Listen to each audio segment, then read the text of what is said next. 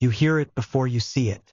A silence too heavy, too deliberate, like the world itself is holding its breath. The air is thick, tasting of dust, old stone, and iron, as though centuries of secrets have been sealed away in this place. Your footsteps echo against unseen walls, and with each step you feel the weight of something long forgotten pressing closer. The darkness bends, and then a figure emerges. Not a hero, not a saint, but a corpse propped upright, robed in holy garments, lips sewn shut against a truth too shameful to speak. His hollow eyes follow you as though pleading, warning, or accusing. You want to look away, but you cannot. A shiver runs down your spine. This is not the history you were taught. This is the history that was hidden, scratched out of records, buried under monuments, drowned beneath the lies of those who wished you never to find it. And yet, here you are, face to face with what was meant to stay in the dark. History is written by the victors, but what happens to the stories too dark, too shameful, too horrifying to survive the ink of textbooks? What happens to the children stolen in the dead of night, their names erased before they could be spoken? What happens to the people who danced themselves into graves, their bodies collapsing on cobblestones while the music of madness carried on? What happens to the thousands who drowned in syrup, suffocated not in water, but in sweetness turned to poison?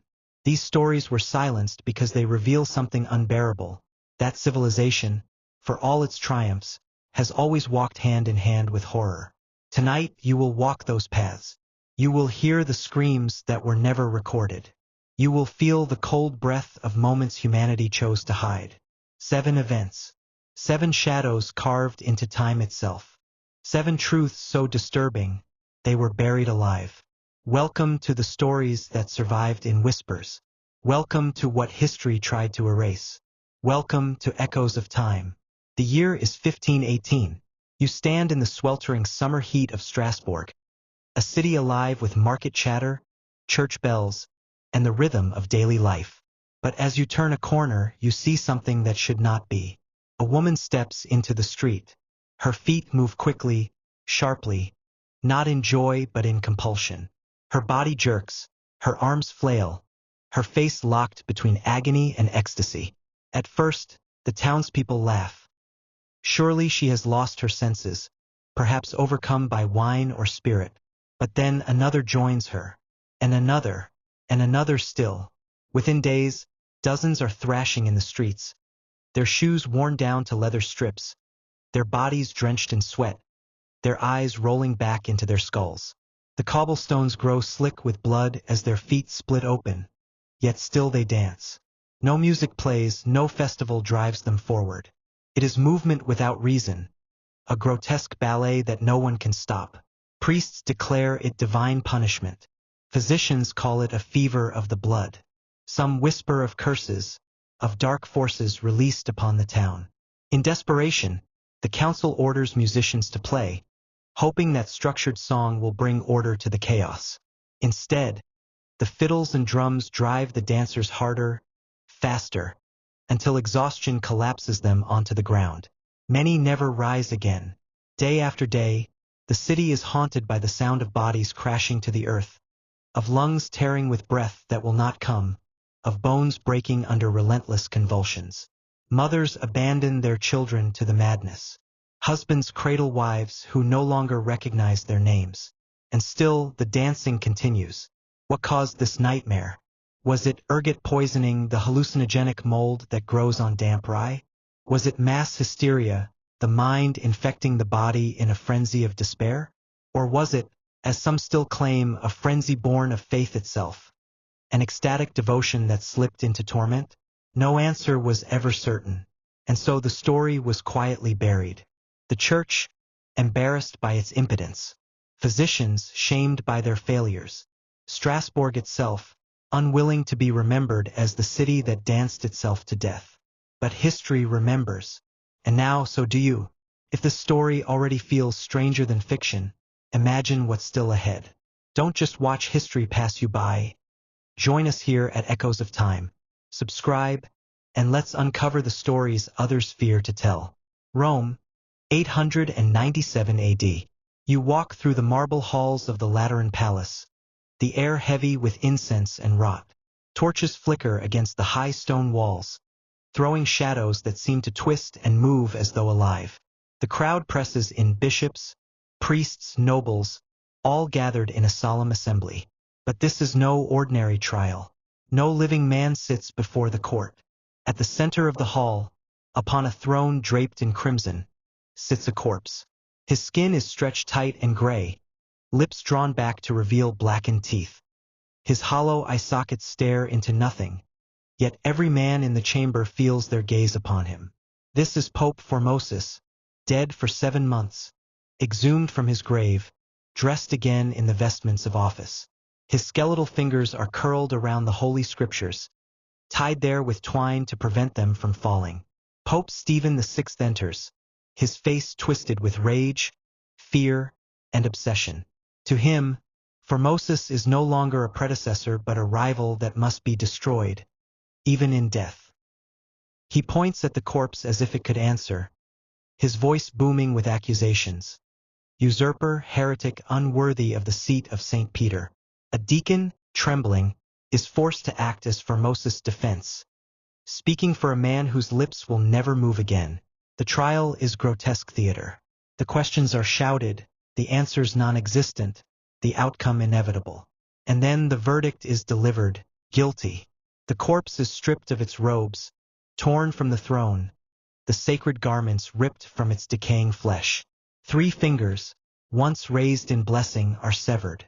His body, once revered as holy, is dragged through the streets of Rome, mocked, spat upon, desecrated. Finally, it is cast into the Tiber River, discarded like refuse. This spectacle became known as the Cadaver Synod, a moment when power turned so corrupt, so consumed by hatred, that even the grave was not beyond its reach. It revealed the Church not as a beacon of divine order but as a stage for vengeance, where sanctity crumbled into grotesque performance. And yet, history tried to erase it, the record silenced, the shame buried, the memory drowned with the corpse itself. But no river is deep enough to wash away such madness. Would you believe something this grotesque actually happened inside the walls of the Vatican? If you think history is stranger than anything Hollywood could invent, let me know in the comments below. And if you won't subscribe yet, tell us why. We want to hear it. Boston, 1919. The harbor air is cold, sharp with the scent of salt and coal. Horses clop along the cobblestones, wagons creak beneath their weight, and children's laughter echoes through the narrow streets. It is an ordinary day until the sound comes. A low groan, like iron twisting in pain. You turn, and towering above the north end stands a steel tank, 50 feet tall, holding more than 2 million gallons of thick, dark molasses. The metal trembles, rivets snapping one by one like gunshots. For a moment, silence. Then it ruptures. A roar fills the air as the tank explodes, and a wave of syrup, 25 feet high, surges forward with the force of a hurricane. The sweet smell strikes first, thick and cloying, before the horror follows. Buildings are torn from their foundations, walls shatter, horses are swallowed whole, and people vanish beneath the crushing tide. The cobblestones ripple as though the earth itself has turned to liquid. You try to run, but molasses is not water. It clings to your legs, drags at your arms, sticks to your mouth and nose until every breath tastes of sugar and suffocation. Those caught in the wave scream, their voices muffled beneath the syrup's suffocating grip. Firemen and police claw desperately to pull bodies from the dark flood, only to find them preserved in a glaze that hardens as it cools. By the time the wave recedes, the north end is unrecognizable. Houses reduced to splinters, railways twisted like paper, families shattered beyond repair. 21 dead, more than 150 wounded. Yet the official records treat it as little more than an industrial accident, an unfortunate mishap soon forgotten. But this was no accident. The tank had groaned for years, leaking dark trails onto the ground. Workers reported the cracks, residents voiced their fears, but the company, eager to save money and protect profit, did nothing. And when the wave finally came, the truth was buried beneath lawyers, settlements, and silence.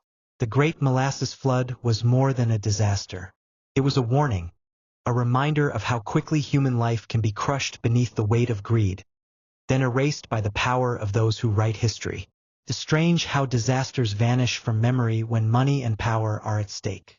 If you're still with us, it means you value the truth as much as we do here on Echoes of Time. Subscribe and stand with us against forgotten history. Manchuria, the early 1940s. The war has consumed the world, and in the remote fields near Harbin stands a compound that few outsiders will ever see. From a distance it looks like a military installation, barracks, fences, guards pacing with rifles at their sides. But step closer, and you feel it.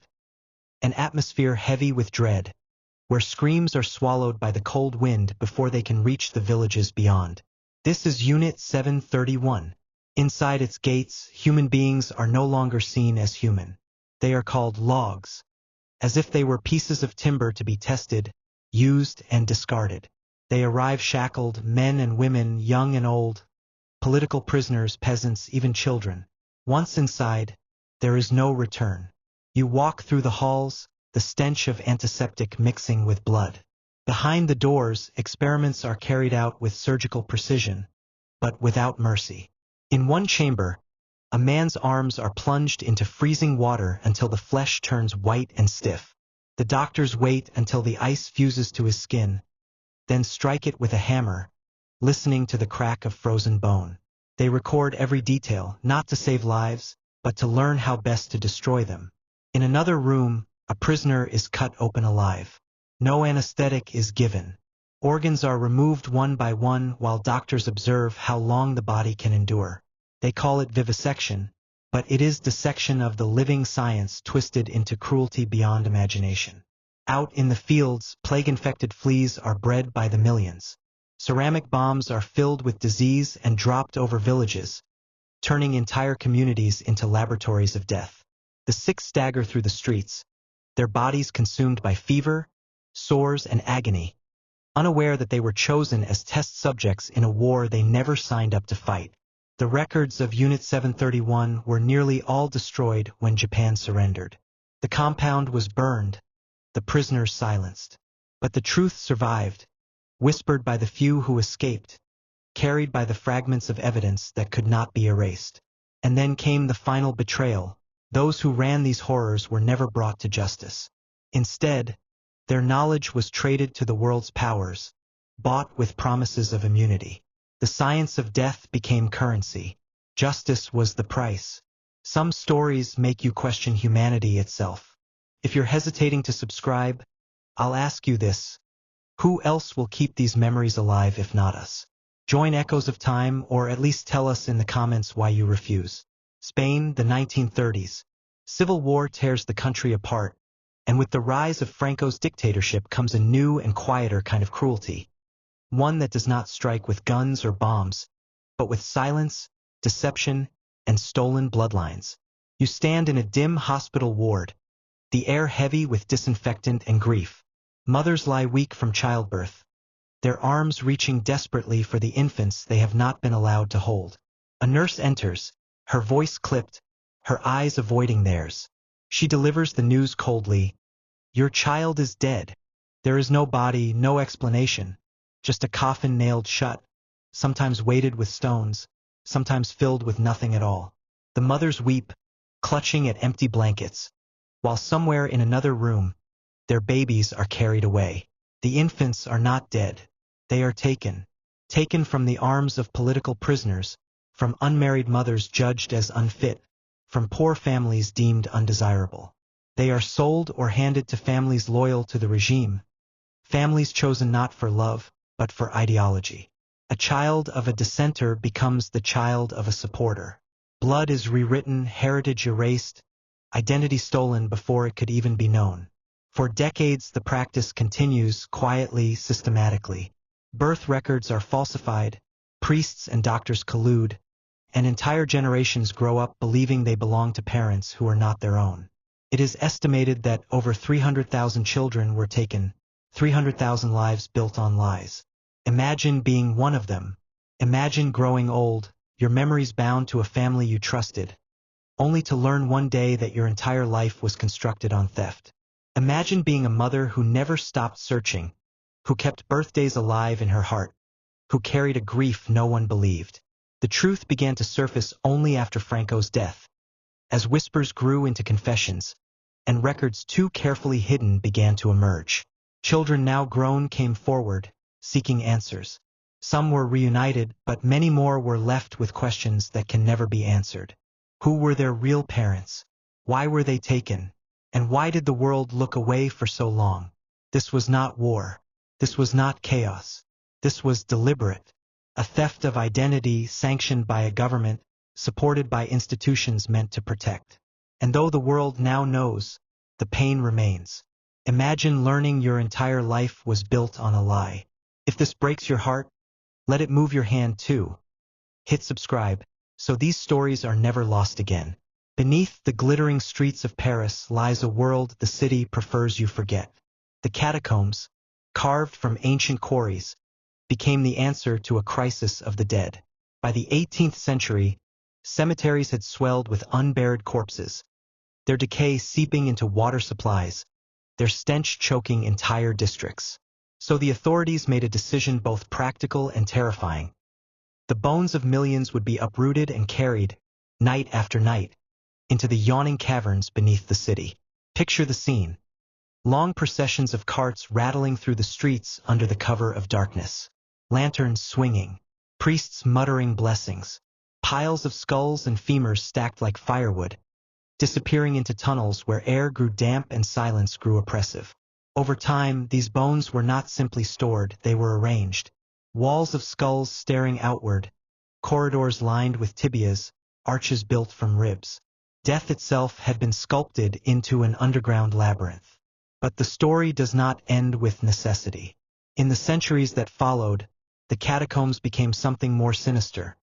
A playground for the curious, the daring, and the damned. Secret societies held candlelit ceremonies deep within chambers never marked on maps. Whispered rumors tell of cults who saw the bones not as relics of the past, but as tools for communion, for sacrifice, for dark worship. Even today, explorers report stumbling into hidden rooms where symbols still mark the stone, where piles of bones lie undisturbed in patterns that defy explanation. And then, there are the disappearances. The catacombs are vast, stretching for hundreds of miles beneath Paris, most of it off-limits. The walls are unmarked, the passages endless. Countless have entered illegally. Thrill-seekers, explorers, secret partiers, and some never returned. Police files contain sparse notes of missing persons whose last known destination was beneath the city. Few bodies are ever found. It is as if the dead claimed their own back, drawing the living into their ranks. Even official tours only scratch the surface. For every path lit by electric lamps, there are miles of tunnels swallowed by darkness. Entire sections remain sealed, rumored to contain chambers no one dares open. The catacombs are not merely a grave. They are a hunger, a reminder that the line between the world of the living and the world of the dead is far thinner than we wish to believe. If these whispers from the underground still echo in your mind, then join us. Subscribe to Echoes of Time, because every click, every voice, keeps the stories of the forgotten alive, and without you, they vanish into the dark, just like those who wandered too far beneath Paris. The city of Leningrad, modern-day St. Petersburg, once the pride of Russia, became a graveyard in slow motion. For 872 days, from 1941 to 1944, the Nazis encircled it, cutting off supplies, starving its people not with bullets, but with silence, cold, and hunger. Inside the city walls, more than 3 million souls were trapped in a prison of frost and famine. Bread rations dwindled until they were nothing more than a scrap of sawdust mixed with flour. Families tore wallpaper from the walls to boil its paste for food.